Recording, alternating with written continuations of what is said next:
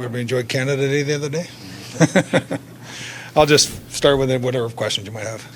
So did you finally, with the Buchnevich negotiations, get comfortably uncomfortable to get it done? Yeah, well, obviously there was some give and take on term and on dollars, and we had talked probably the week prior to the draft. We met at the draft. I had Steiner involved in it, and neither side was going to budge. And then we talked again on the first and then did the deal on the second. And I'll be honest with you, I budged. Why? It became over the term.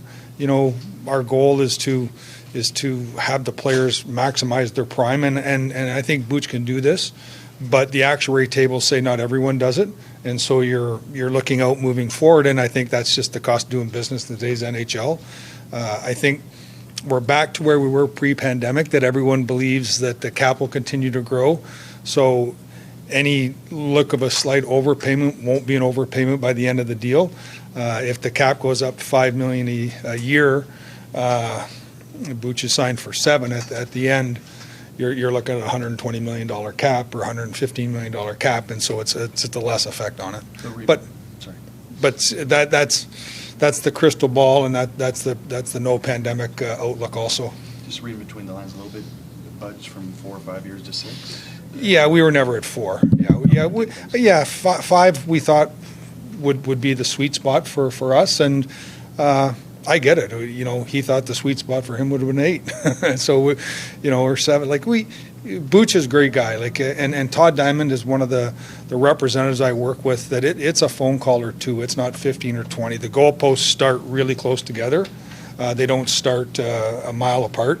And I enjoy working with Todd because we get deals done or we don't, and we know very quickly. And also, when you work with a player that wants to be here, that met with Alex and I, on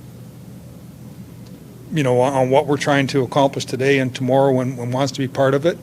He loves St. Louis, and I find that what's happening in the NHL now today, when you find people that like your environment, you keep them and you try and keep them, and it almost looks like now there's a free agency might start July 1st, but there might be a date in January. If the guy's not signed, he's likely hitting the market, and that's changed. And so we were honest about that position too. This isn't something that we were going to try and tackle next June. So for you then, what we know, but based off of what we see, then what makes him a centerpiece for you for this franchise? One of the centerpieces moving forward. Then. Yeah, I think since he's been here, he's performed to the level that he felt he could perform at, and he's a point-a-game player. He's a multi-positional player. We asked him about would you left wing center, and his response is what you want to hear as someone that works in the hockey department is, I don't really care, I just want to win. And so if we had found if we find different centermen, he can go back to the wing. Right now he can start in center. We can find wingers. So he gives us the ability to have somebody that can play multiple positions. And he's a point producer, and he touches every aspect of our game. He touches, power play, penalty kill, closing out games, trying to score a goal at the end of the game. There's not an area of the game that we're not going to count on him moving forward to participate in. What is it about the way that he plays or the style that he plays that you think he will age gracefully? Well, he's a skater. He's got very good hockey sense. He knows his way around the ice. He doesn't put himself. He plays in the hard areas without putting himself in bad positions, and that's an art form. To be able to go and retrieve pucks and strip pucks and be the first in the corner without being on your butt in the corner after the event. So I just think it's his hockey sense and his commitment to being a pro makes you feel very comfortable that this will age as well as any of these contracts. I mean, when you look at where a majority of these prime free agents are signing, do you find it more of a challenge to attract free agents to St. Louis right now? And when you do have players in-house, maybe you have to budge a little bit on the term or money just to find a way to keep these guys? Yeah, I think Steve Ott actually and I talked about this when he got here, and so I'm talking years and years ago as a player. He said that St. Louis isn't a market that attracts free agents, but St. Louis is a market that if you're here, they don't want to leave. And I've held that to heart. You know, when you have people that get to know our community, that get to love our community, it's a great place to raise a family. And you know, whether it was a Bowmeister, you know, we took a flyer hoping we could sell him on the city, and we did, and he loved it here. And Buch is the same way. So it's again, we're free agents say I never want to go there, but I'm a realist that the original 6 and non-state tax teams have an advantage of the other team. So our goal is to be at the top end of the rest of that group, and I think we're in that area, but that's still 11th or 12th on the list. We talked before, and you said that part of it was convincing Pavel to your vision and Steen's vision. How did that process go? How was he responsive to that? He was good. We told him what we were going to try and do, that we had to stay committed to the process. You know, from a managed perspective, you have to take the arrows to that process. It's not all, you know, I understand that at 6 o'clock on July 1st, it wasn't all peaches and cream, you know, but that's what we committed to do. And he understands that when we're at that right point, we're going to have the cap space and we're going to have the assets to improve our team any way we want. That could be tomorrow too. Like we're not done trying to improve our team, but we weren't going to do something that hindered him to be part of a good team for the next 7 years. Look at the trades for Faksa and also Joseph. Yeah, what can you tell us about these players and why you like them? Well, I think when we wanted to get to be a faster team, if you look at our third and fourth line, however you want to describe it, I don't think we've ever had better skaters now. If you go with Joseph and Cappy, and you go Torp and Texier. So we have really quick players down there now that's going to get into the forecheck, that can kill penalties, that are going to relieve some of that necessity for our top-end players to kill, allow them to have more offensive zone face-offs. Faska's a 30-year-old. He's a big man. He's big, strong. He plays down low. He can roll around. You know, I think with that and with Sonny, it gives us, you know, they're not the fleetest of foot players, but having that speed on the wings is going to allow them to put the puck in the right areas and have those guys forecheck, but also be very good defensively. So I like the makeup of that group. It's different than we've had in the past just because of its natural skating ability. And that's kind of like what you said the other day you were going to do. Maybe some teams want to unload some salary, some decent players, and we've got that space. We could take advantage of that. Yeah. Everybody has done different things and had made decisions, and we wanted to we wanted to be active in free agency, but we also excuse me wanted to make sure that we were in a position. So yesterday a couple of teams wanted to do different things, wanted to create space, and we were able to talk to them and do something that helped us, and we're comfortable where we are today. It's again, it's not sexy, but it's effective.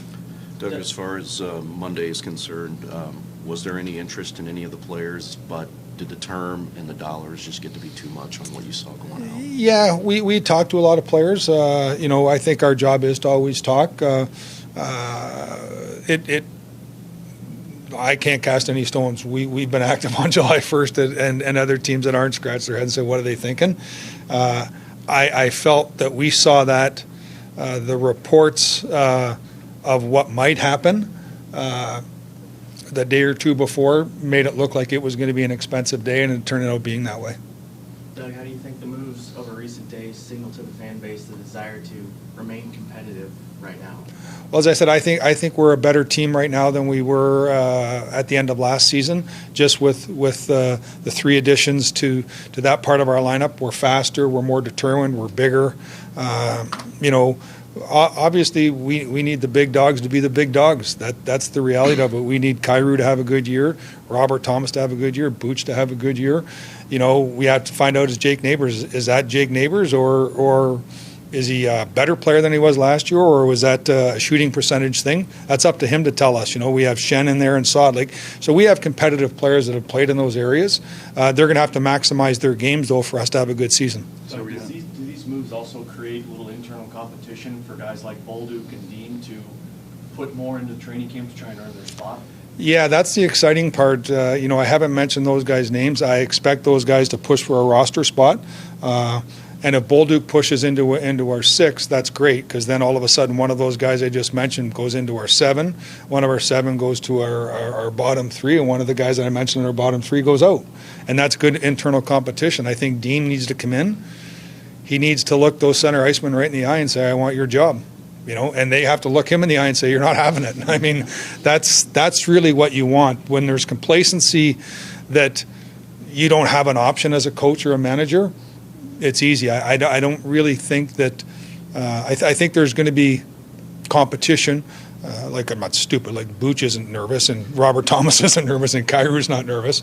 But they want to be the best they can be. It's the other guys that might go down a rung that might be saying, you know what, I got to put this time in because I like that second power play. I like that first power play. I like playing 18 minutes instead of 14 minutes, and they're going to have to come in and steal that or maintain that ice the way the board is today. And that's also being healthy. That can, you know, we hope to stay healthy, but you know, some years it happens and some years it doesn't. So I do like some of our depth there, and that includes a guy like Walker. Like, Walks is going to push hard. Like, he's not giving jobs away either. Like, Mackenzie McEachern, great skater. Like, there's guys that are going to come in and push, and we're going to put the best players on our team. What about your back end? Your forward group looks like it's relatively set. You're going to have some competition. But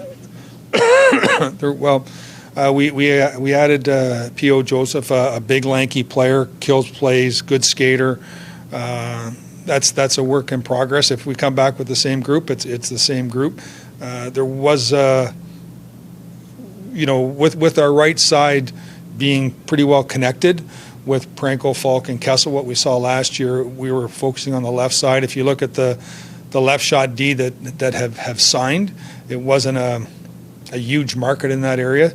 So now you, sorry guys, now you look at trade, you look at other ways to improve your team, or you let these guys battle it out. Did you talk to Mathieu on the phone and say, hey, does your brother want to come here too? Oh, sorry. No, it was exciting to after I talked to him, we started to negotiate with P.O. a little earlier. So it was nice to make that second call and get the gang together. With Hayes, I haven't talked to you since the Hayes deal. What made you want to go that route of sending the second versus other routes like waivers or buyouts or retained salary? Yeah, I just felt that a clean break would have been good. Would have been good for both sides. Sometimes you have a vision of how things are going to work, and when they don't work that way, compounding it by hoping it changes, or he's a really good person, a really good player, and if he wasn't going to make our team, I'm not saying he wouldn't have made our team, but it gives him a free opportunity, and it also opens up for Dean. It opens up for some of these other guys to know that they can push. You know, it allowed us to look at Faksa without a log jam of, okay, what are we going to do here and there, and we paid a price, but we felt it was necessary for both the organization and the player. It was the fairest thing for both. What was the thought process there when you're going through a retool of giving up the second-round pick to move on from that salary? Yeah, again, I think it's the number of first and second and third round picks we've had the last couple of years. It's not ideal. I'm not minimizing it. It wasn't a great day. I wasn't excited about doing it. But when you look at it in its totality of what's best for the player, what's best for the organization, you know, when like we ripped the Band-Aid off, bringing somebody in and having an unhappy situation in training camp, either from the player or the management, whatever it was. And Hazy's going to do really well in Pittsburgh. Unfortunately, it didn't work here, and I think, you know what, we owed it to him to put him in a better spot, and it did open us up the ability to do things today without the players here wondering, okay, well, how does everybody fit? You know, if there's extra players here, everybody wonders how they fit. I think that's a little clearer now when you look at our depth charts of our probably 16 forwards that believe they should be on the team. I think it's a little clearer. Doug, you said the other day in Vegas that the roster's not full yet. Do you consider the roster full now, with the exception that things can happen in the next couple months? I would say this is, yes. Yeah, no, we can alter a little bit. As I said, we're content with our defense if we can look at improving it. But I'm excited about our goaltenders. I'm excited about the depth on our roster now. But if somebody gets in a jam, we might be there to help them get out of their jam.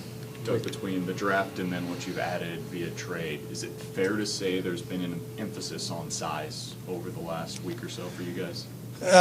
Yeah, I think that it's fair to say that. I think the taller, stronger players, seeing them at the U18, they're finding a way. They're from 11 to today, 11 years old to 17 or 18 now. The taller, lankier players are getting their skating legs to the smaller, skilled players, and that always happens. I thought for those that were, like, when we came out of the year-long lockout and there was you couldn't hook and hold as much, the smaller player had a massive advantage for a couple of years. And then the bigger players realized, I got to get quicker or else I'm out of this league. And now the league has gotten bigger and bigger every year. It's unfortunate. That's just the nature of the beast. Like, bigger, stronger is better than smaller, stronger. You mentioned Neighbors a few minutes ago. Is that a situation where you want to find more certainty with what you have before you go into extension talks? Yeah, he's been a pro, a regular pro for 1 year. I don't think there's any necessity to jump the shark. Army's gone a little bit under the radar, but with the addition of Claude Julien, like, just getting a coach of his stature, I mean, how's that going to impact the rest of the staff? I think it's really exciting. When Drew and I talked, he talked about his staff, and I shared my experiences of working with staffs and how they were put together. The experience Larry Robinson showed a young staff, it was really impressive. I think Claude's at a portion of his life now where I think accepting this is easier, and seeing the joy in working with young coaches and making them better, sharing his experience with players. I mean, this guy's he's got a pretty stacked trophy case, and you just can't hide that fact. And I think the players understand that. They're going to Google his name if they don't know him, and they're going to say, wow, President's Cup, Stanley Cup, international events. This guy's a winner. And I think Mike Babcock, one of his terms, and I heard Barry Trotz use that, there's nothing wrong with having serial winners in your group. Dvorsky can't win a spot in development camp, but how's he look? He's looked good. He's added some muscle. He's another guy that's really gonna push for training camp. I love reading what he said the other day. Like, this is on me. That's what you want. He's looking in the mirror now and saying, okay, we'll see. yeah, AHL, we'll see. and I love that. I love that about his. And he's not cocky about it. He's not demanding about it. He's just saying, all right, we'll see. Is Theo Lindstein a guy that's standing out here too so far? He's looked. I think his coming out party was obviously last year's World Junior, and was a big part of his team going from the second league to the first league in Sweden, and it looks like a strong draft a year ago. It really does. I'm not just saying that to be self-serving for our scouts, but you look at Otto, Theo, and Dvorsky. It looks like the guys have really done a nice job. And then, you have to go back. It's a stretch, but if you look at Bolduc, you have a left winger, a centerman, a right winger, and Snuggie, a right D, and Jiricek, and a lefty, and Theo. Like, you see a vision of guys that could play together for the better part of 8 or 9 years in a few years. What made you want to sign Jiricek? Well, I think he's the likelihood of potentially going to major junior. He's working through that. I think that's very good for him as a first-round pick. Not many first-round picks don't get signed, so pay me now, pay me later. Put a little that American dollars in his pocket, I guess. So is that the idea where he goes plays major junior in the fall? He's going to decide with us and his representatives on the best place. But now that he's signed, it makes it easier for him. Have you shown Snuggerud any nice houses in the area? Yeah, he and I had a good chat the first day, and just I told him what a massive part of our future he is, how I, respected his decision, how he came about his decision, and how we want him to maximize his year. But I expect him to be here at the end of the season, and not only be here, I expect him to have a good enough season where he steps into our lineup at the end of the season, and that's his goal, that's our goal, and everyone develops in a different area, but the goal is to get to the same place. And his goal is to get here, and our goal is to support him. So when he's here, he's ready to take off. Outside of the guys we've already talked about, anyone else standing out to you at development camp on the ice? Yeah, the Ralph kid that we took, didn't know a lot about him, don't get to a lot of high school hockey games. But he's a big horse. He's a man, and he can really skate. So that I found him impressive. Fisher looks a lot like his dad. It's interesting to see. The size and the pace of our group now, I've been impressed with. And again, it's 2 days in the summer, and I say to the guys, like, this isn't. You're not going to be evaluated here. Just come and enjoy, know the city, and then all of a sudden we're evaluating them. But I've been impressed. I think that. There's been some good signs of guys. The Pedersen, the young player we took from BU, signed. Might have been a third-round pick, I think. He's looked good. He looks like a man. He's a big, strong guy that can skate. So there's guys that at different times catch your attention, and then they'll slide back into the flow of the game, and then somebody else pops. It's nice to see the guys that pop more on a consistent basis. Doug, I know this can change, but as of today, who would you most likely have as your second line center? Well, I think if you went, we talked to Booch about that. If you go Robert, Thomas, Booch, Faksa, Sonny, you've got size down there, and you've got skill. Or Shen can slide in there right now. I would say right as it sits today, it's going to be one of those two, or Dvorsky. No. How's Sundquist doing in his recovery?